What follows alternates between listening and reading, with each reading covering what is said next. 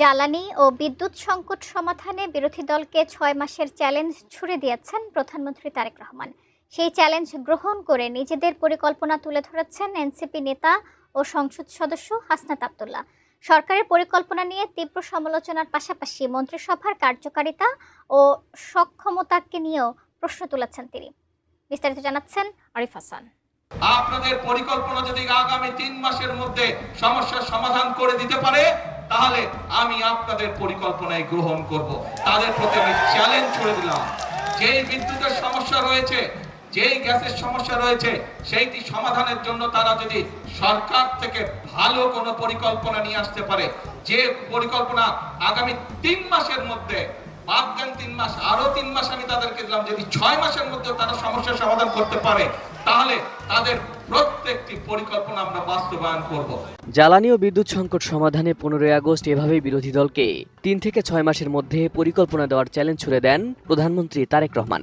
সেই চ্যালেঞ্জ গ্রহণ করে সংকট সমাধানে নিজেদের পরিকল্পনা তুলে ধরেছেন জাতীয় নাগরিক পার্টি এনসিপির নেতা ও সংসদ সদস্য হাসনাত আব্দুল্লাহ। 15 আগস্ট রাতে এক ফেসবুক পোস্টে তিনি দাবি করেন, প্রধানমন্ত্রী চ্যালেঞ্জ দেওয়ার আগেই সমাধানের প্রস্তাব বিরোধী দলের হাতেই ছিল।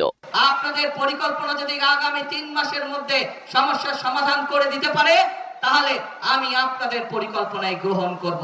তাদের প্রতি আমি চ্যালেঞ্জ ছুড়ে দিলাম। হাসনাত বলেন, এনসিপির আহ্বায়ক, সংসদ সদস্য ও বিরোধী দলীয় চিফ হুইপ নাহিদ ইসলাম স্বল্প মেয়াদে 30 দিন, মধ্যমেয়াদে 6 থেকে 18 মাস এবং দীর্ঘমেয়াদী পরিকল্পনায় মোট 15 দফা সুনির্দিষ্ট প্রস্তাব দিয়েছেন। ভর্তুকি নীতি, ফুয়েল প্ল্যান, কন্টিনজেন্সি প্ল্যান ও ডিজাস্টার রিকভারি প্ল্যান নিয়েও বিরোধী দলের পক্ষ থেকে সমাধান দেওয়া হয়েছে। নাগরিক সমাজ ও গবেষণা প্রতিষ্ঠানের মতামত জাতীয় দৈনিক ও সেমিনারেও এসেছে বলে জানান তিনি। ওই পোস্টে সরকারের বিশাল মন্ত্রিসভা ও উপদেষ্টা পরিষদ থাকার পরও এসব তথ্য প্রধানমন্ত্রীর কাছে না পৌঁছানোকে লজ্জাজনক বলে মন্তব্য করেন হাসনাত। মন্ত্রী, প্রতিমন্ত্রী, উপদেষ্টা ও বিশেষ সহকারী মিলিয়ে 62 সদস্যের টিমের কার্যকারিতা, যোগ্যতা ও আন্তরিকতা নিয়েও প্রশ্ন তোলেন তিনি। হাসনাতের অভিযোগ, 6 মাসে প্রশাসনে ব্যাপক দলীয় পদায়নের কারণে ইনস্টিটিউশনাল মেমোরি নষ্ট হয়েছে, ফলে নেই ফুয়েল, কন্টিনজেন্সি ও ডিজাস্টার রিকভারি প্ল্যান। তার দাবি, ভর্তুকি কাটা হয়েছে বিদ্যুৎ উৎপাদনের জায়গায়, অথচ ক্যাপাসিটি চার্জ অক্ষত রয়েছে।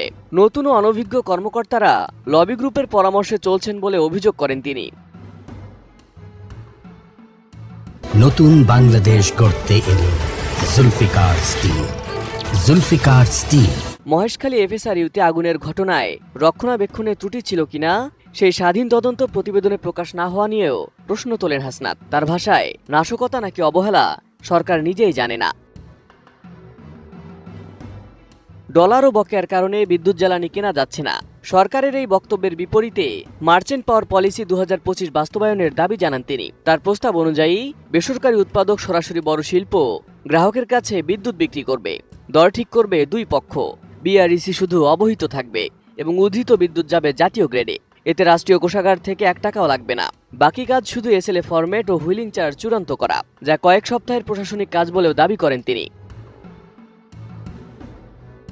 মার্চেন্ট পাওয়ার পলিসি বাস্তবায়নে 6 মাসের বেশি সময় লাগলে সেটিকে নীতিগত সমস্যা নয়, সরকারের সক্ষমতার ব্যর্থতা বলেও মন্তব্য করেন হাসনাত। একই সঙ্গে বিদ্যুৎ সংকট নিয়ে বিশেষ সংসদীয় অধিবেশন ডাকার ঢাকা শহরে ফোন করেছিলাম আমি তাদেরকে জিজ্ঞেস করেছিলাম যে আচ্ছা, আমি তো বহু বছর যাবত দেশের বাইরে আছি, এখন তো শুনি দেশে বলে বিদ্যুৎ থাকে না, এই বিদ্যুৎ বলে সবসময় থাকে। এই যে অবৈধ সরকারের বিভিন্ন মন্ত্রীদের, তথাকথিত মন্ত্রীদের, অবৈধ মন্ত্রীদের বক্তব্য বিবৃতিতে শুনি এখন বলে আর বিদ্যুৎ যায় না।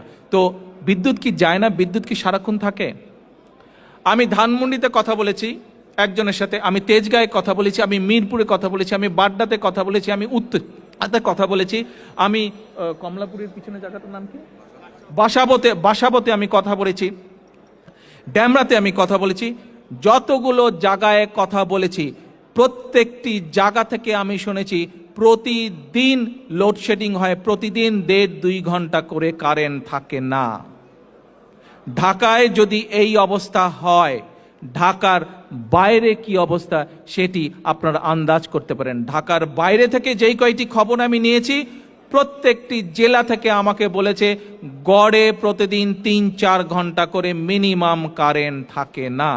আসেন, এই প্রতারক সরকার, এই অবৈধ সরকার শুধু অবৈধই নয়, এই অবৈধ সরকার শুধু আন্তর্জাতিকভাবে স্বীকৃত স্বৈরাচার সরকারই নয়, এই আন্তর্জাতিকভাবে স্বীকৃত সরকার শুধু আন্তর্জাতিকভাবে স্বীকৃত স্বৈরাচারই নয়, এরা আন্তর্জাতিক স্বীকৃত দুর্নীতিবাজ সরকারও।